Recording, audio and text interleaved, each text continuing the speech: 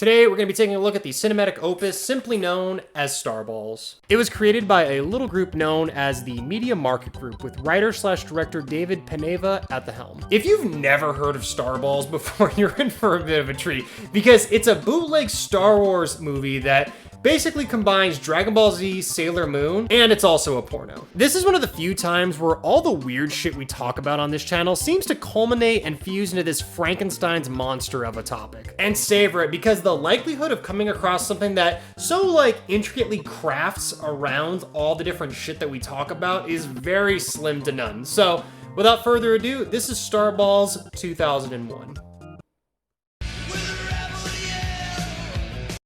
The story of Star Ballz isn't as simple as just a basic Star Wars parody porno spoof out there. It's actually a little more complicated than that. No, as you peel back the layers on the topic, you start to uncover layers upon layers of shit you never really thought would be there. For example, earlier on I said that it was a crossover between Star Wars, Dragon Ball Z, and Sailor Moon, albeit in a bootleg form. And while that's true, it's a little bit more than that. According to Linda Wildblood, as she was defending the company against a lawsuit from Lucasfilm, don't worry, we're gonna cover that a bit later on. Just like Scary Movie is a spoof of horror movies, Star Ballz parodies many different movies and themes. Kind of a weird way, you can actually look at Star Ballz as almost like a time capsule that encapsulates both the late 90s as well as the very early 2000s. Every 30 seconds, there's a new pop culture reference here or joke there, and I'll be real, a lot of it is pretty stupid. Thing is, it's not nearly as bad as fucking every single critic online says it is out there. And this might sound crazy as fuck, but honestly, I thought a lot of it was funny as fuck. I'm a big fan of Team 4 Star's Dragon Ball Abridged, and while watching this, I couldn't help but find a lot of the subtle humor used in that series littered about in this porn parody. In fact, I wouldn't be surprised at all if Dragon Ball Abridged actually was inspired by this or David Peneva's other well-known work, Sailor Moon and the Seven Balls. I'm serious, watch early TFS DBZ and then watch this, and then just try to fucking tell me that it doesn't even seem remotely similar. Mahogany.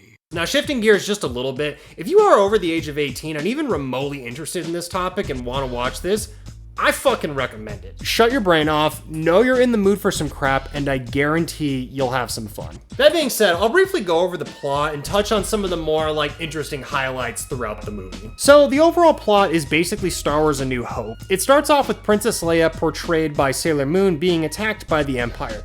She then entrusts a message shoved into the ass of R2-D2, played by Pikachu. It's honestly amazing that Lucasfilm was the only ones to attempt to sue this parody. After escaping the clutches of the Empire, Sailor Moon is then captured by Darth Vader, who's being played by Mickey Mouse? One thing to keep in mind is this is more than a decade before Disney actually bought Star Wars, so I don't know why, I just find it fucking hilarious that they made Darth Vader this Mickey Mouse type of villain. For the next 10 minutes or so, basically Sailor Moon smashes with a bunch of stormtroopers while Darth Vader fails to get it up. After that scene, we find C-3PO and Pikachu getting captured by Jawas and forced to become waitresses.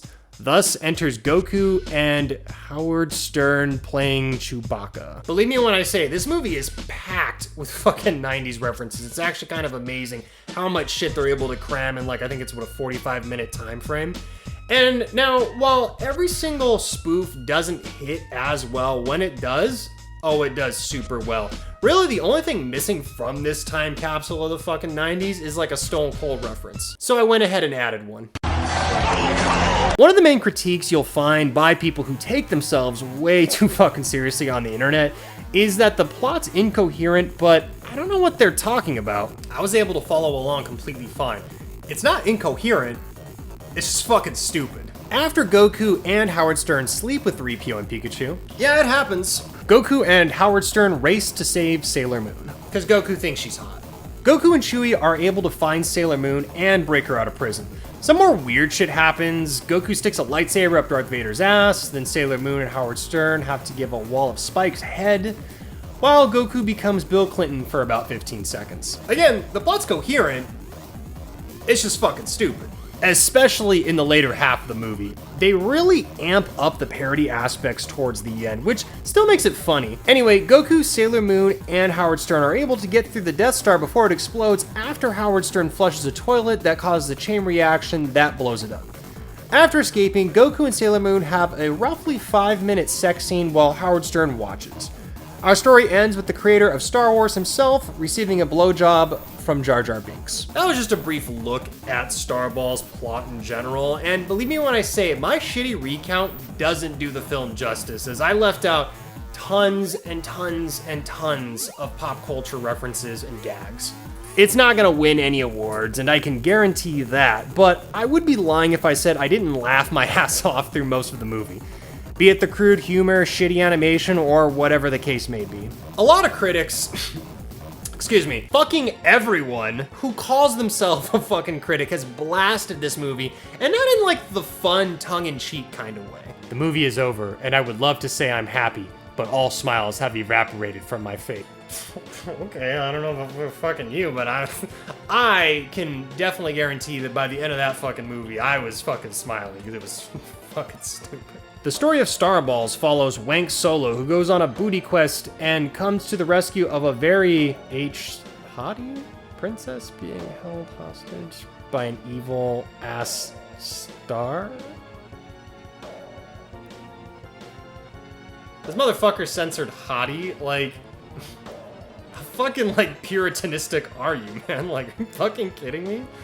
I'll be real, I didn't know this when I came time to shooting. I'm just kind of, like, going through and reacting to some of these, and I'm like, who the fuck censors that? And to be completely honest, I don't know if Goku's name in it was Wank Solo, I don't remember, but, I mean, if it is, that's fucking hilarious. Heck, not just compromising, you could call her Princess Laid Up. See, I don't get this fucking review of the movie, because on the one hand, like, they're censoring the word hottie, at least I'm assuming it's supposed to be hottie, and then they make a pun about Princess Laid Up. Then there's the fact that the creator of this movie decided to throw shit like a dead pregnant woman in here, which really sets this movie on the lowest rung of the spectrum of shitty porn spoofs. What character is he talking about?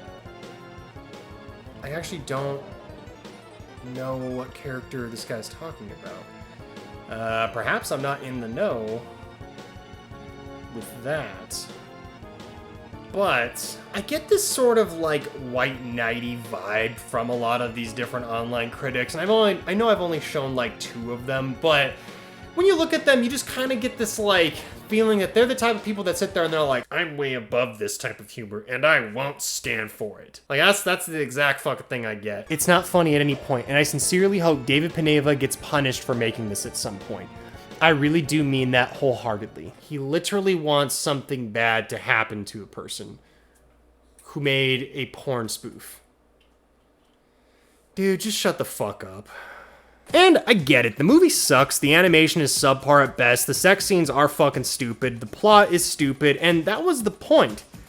It was supposed to be stupid. One of the things I find fascinating when you look into like underground culture or like porn culture, I guess if that's a fucking thing, is just the amount of people and critics out there who take themselves way too fucking seriously. I kind of alluded to this in my Valis porn game video, but the internet and the world for that matter has become kind of a parody within itself. And don't take me wrong, you know, or anything like that, because in life there are a lot of times where you need to take things seriously, and constructive criticism is a very, very good thing.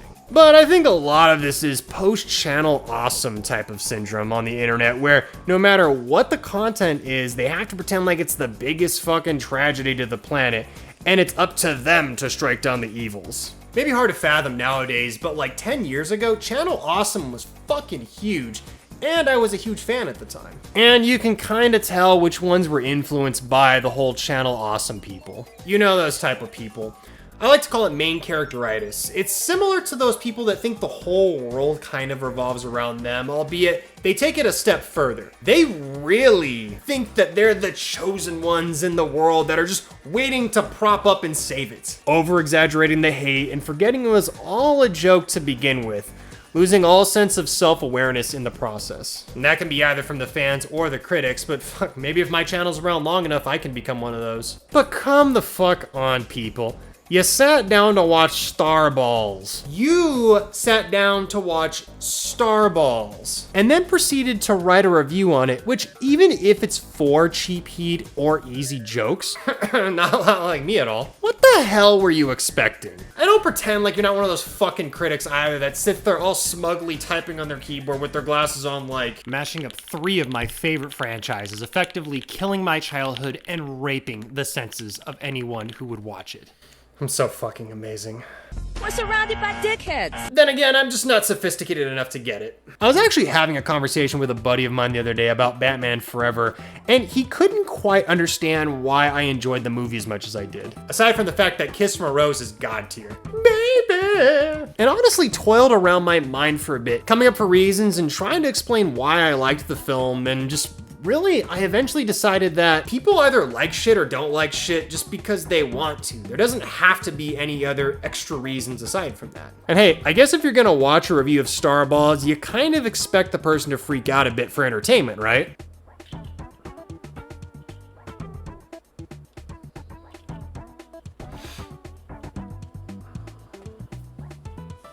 Then again, you know, the critics may have been onto something because almost immediately after it was released, Lucasfilm would file a lawsuit for copyright infringement on the property. And again, as far as I'm aware, this was the only company to do so, which is kind of weird and hilarious because there's a scene in this movie where a xenomorph tongues Jar Jar Binks' asshole.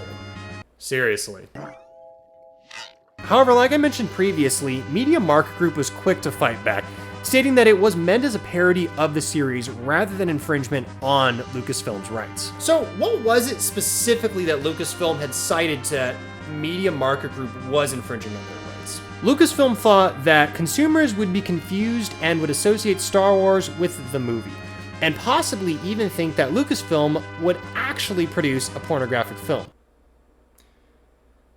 Are you fucking kidding me? Stupid!